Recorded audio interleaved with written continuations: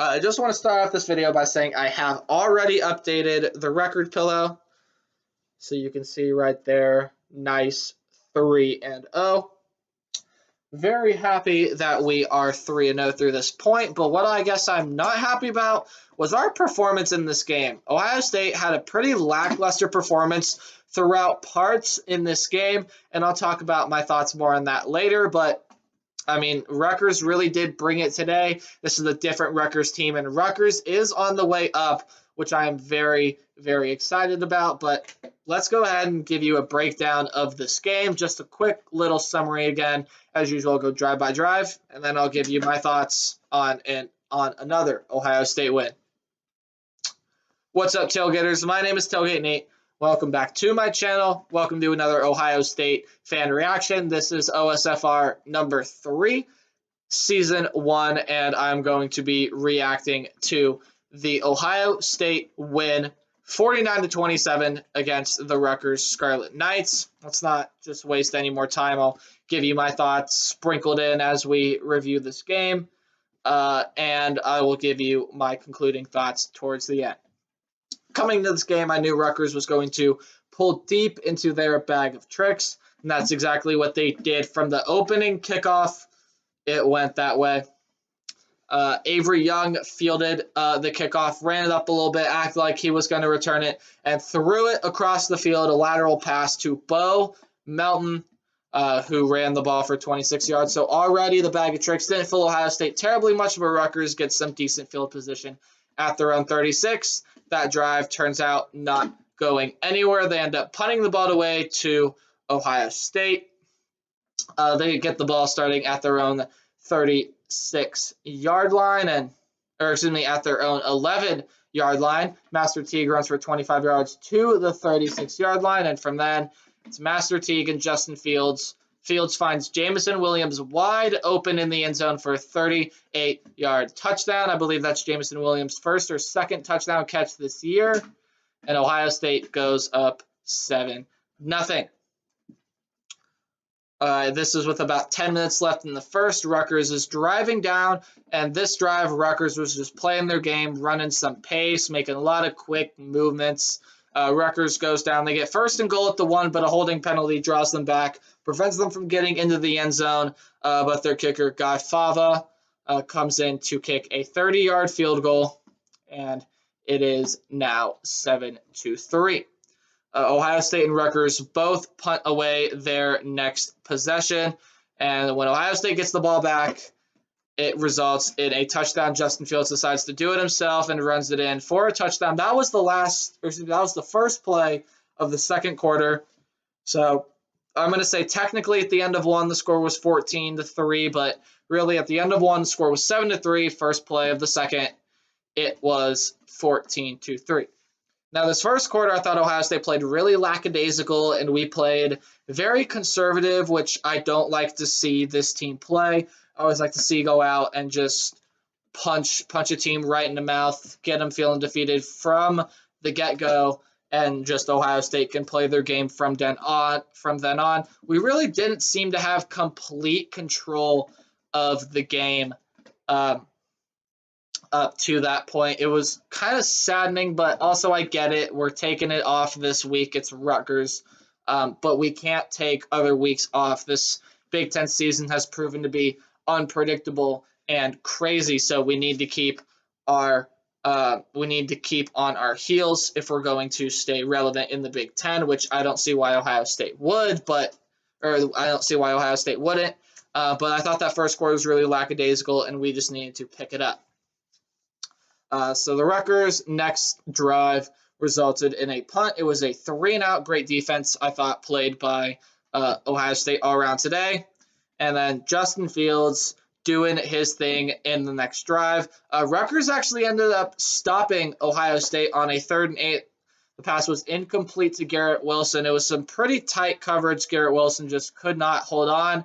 And 4th and 8, the punt team comes out, and everyone expected to punt away. But Ohio State says, hey, we can reach into our bag of tricks too. It's a direct snap to Steel Chambers, runs for 38 yards to the Rutgers 26 for a first down fake punt. It was a great run. Could have taken it into the end zone if he would have broken some tackles, but this drive ended up resulting in an Ohio State touchdown. The Justin Fields pass to Chris Olave on 2nd and goal from the Rutgers 6. It is now 21-3. Couple plays later, Rutgers goes and ends up fumbling the ball. Noah Vedral pass complete to Aaron Cruikshank, the Wisconsin transfer and one of the best names in all of college football. He makes a move upfield, fumbles the ball. They say forced by Justin Hilliard and recovered by Justin Hilliard as well. The ensuing Ohio State drive is a 6-play, 31-yard drive that took 3.5 minutes off the clock. And it was Garrett Wilson's turn to get into the end zone. A pass, 8 yards, and it is now 28-3. A punt later for Rutgers, yet another 3 and out. Pretty good punt as well. I believe it was a 50-yard punt. Smith and Jigba with the fair catch. The next Ohio State drive was lots of Justin Fields and Master Teague. Master Teague ends up punching it into the end zone on a 6-play, 74-yard drive that took just under 3 minutes. It was a 9-yard run for Master Teague, and Rutgers could not do anything with the football, and that ended the first half. Your score at halftime was 35-3. Now, I was feeling very good about Ohio State up to this point. I thought that second quarter we played better. We were playing our game. We had dictated pace. We weren't letting a whole lot go. We even reached into the bag of tricks with the fake punt. Everything was going according to script, but you'll come to find out later in the second half that that's not how the game really finished out. All right, so we get into the second quarter. Rutgers forces Ohio State to punt. Again, it was a holding penalty. The penalties in this game need to be cleaned up. I'll talk about that more later, but I think penalties are a big thing that are killing us right now. I'll give some stats later on how many penalties we had, but Ohio State punts. It is down at the Rutgers 1-yard line, and they are forced to punt deep in their own end zone. But Ohio State can't do anything with the football after that. They punt again, this time down at the Rutgers 9. Drew Chrisman is an absolutely phenomenal punter. And the next Rutgers drive is a 6-play, 91-yard drive that took 2 minutes and 23 seconds, highlighted by a huge 66-yard run by Isaiah Pacheco to the Ohio State 4 for a first down.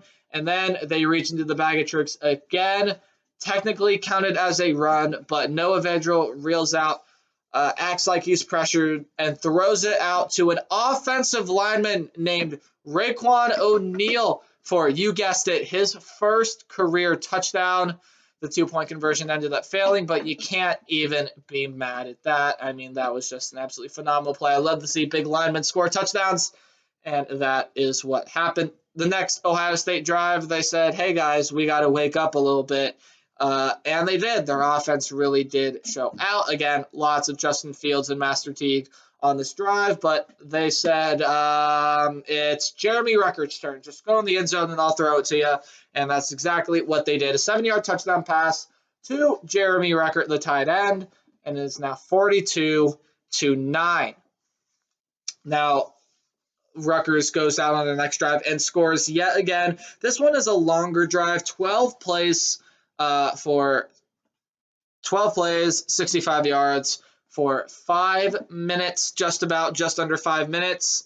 Again, a great pass from Noah Vedral to Bo Melton that put them across midfield, and they just didn't look back. It was Noah Vedral pass to Isaiah Washington, it was a Johnny Langan pass to Jovani Haskins for a 6-yard touchdown pass. The Vedral pass that Washington came before. Probably there was a pass complete for no gain, just sniffed out by the Ohio State defense, and it was Johnny Langan to Jovani Haskins for a 6-yard touchdown pass, and that basically brought us to the end of the third quarter. Again, that touchdown pass was the first play of the fourth quarter, but at the end of 3, technically, your score was 42-15.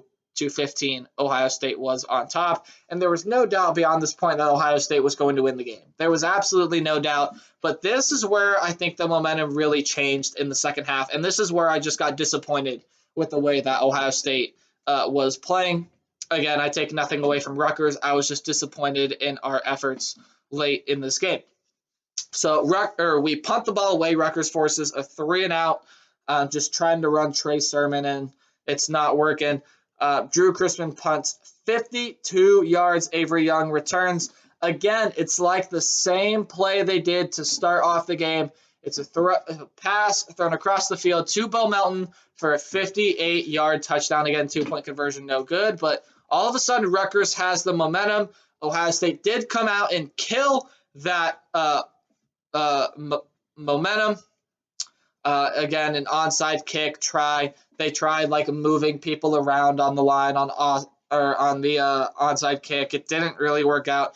Justin Fields finds Chris Olave for a 33-yard touchdown, his second of the day, and it is 49-21. Now, the next drive, this is really where it falls apart, and you could just feel that like Ohio State and Rutgers were beating each other up. From this point on, it got a little chippy, but Rutgers does end up scoring. It's a Johnny Langan run for a 1-yard touchdown. Again, the 2-point conversion failed. That is where the final score would stay of 49-27, but Ohio State would fumble on their next possession. Steele Chambers fumbled the ball, and it was recovered by Rutgers. Ohio State was going to score, but again, the fumble fell apart. And then this next drive felt like it took forever from the Rutgers team. 21 plays, 82 yards, 5 minutes. It felt way longer than that, but 21 plays is absolutely more than enough. They were just beating each other up at that point. Rutgers trying to make it a little bit more, I guess, a little bit less embarrassing for them. And again, just a fumble by the third string quarterback. Ohio State's Dallas Grant falls on top of it, or Dallas Gant, I should say, and that's the game. The Ohio State Buckeyes win 49-27. Now let's get into my concerns from this game. Coming out of the Penn State game, I felt like we had found it, like we were the team that I thought we were going to be. We were dominant on both sides of the ball, and it was a very good win at Penn State. This game, I feel like we took this game off. I feel like we could have played a lot better in this game than we did. Again, 517 yards of total offense is absolutely no shame in hanging your head over, including holding Rutgers to 370 of their own. But I feel like we still could have played better. Very lackadaisical, and just I feel like we could have put up more points if we wanted to. Again, Justin Fields, all credit goes out to him because he is absolutely an insane man. But my one thing now that I think this team needs to clean up, we cannot play lackadaisical like we did today, and we need to clean up our discipline. We had 9 penalties for 74 yards, and we're quickly becoming one of the more penalized teams in college football. It's happened a lot in recent years to where Ohio State has been a team that gets a lot of penalties. Last year was a team that did not get a whole lot of penalties, but it's kind of resurfacing this year, especially in this game. Lots of holding penalties on Ohio State last night. I was very upset with a lot of those calls. There was just no reason for guys to be holding guys. It was a whole bunch of mess, but I do think that's the one area we need to clean up. Other than that, we just cannot play conservative like we did today. Because like we saw with the Penn State game, or I should say like we did last night, because like we saw with the Penn State game, the season is going to be unpredictable, and we have no idea what's going to happen. Anyone can be on the chopping block at any time. And we get the team that beat Penn State next week in Maryland, and we cannot sleep on Maryland because that offense will tear you up. They did against Minnesota, and they did against Penn State as well. But that is going to do it for my Ohio State fan reaction. Again, just cleaning up penalties is our number one priority right now, and we cannot take a week off. We only get so many of these games, and not all of them are even guaranteed. But thank you guys so much for watching. If you enjoyed this video, please leave a like. Also consider subscribing if you are brand new to the channel, or you just enjoy my content. Turn on the notification bell so you do not miss an upload, and you can join Tailgate Nation. Also, leave a comment down below. Tell me your thoughts on this game if you watched it, or just tell me your thoughts on the team overall if you watched some highlights. And please share this video with everyone you know. I'm trying to grow the channel as big as possible. So share this video with people you know who like Ohio State and Big Ten football as much as you and me. As always, remember to play hard but tailgate harder. And I'll see all y'all next week with another Ohio State fan reaction. Goodbye.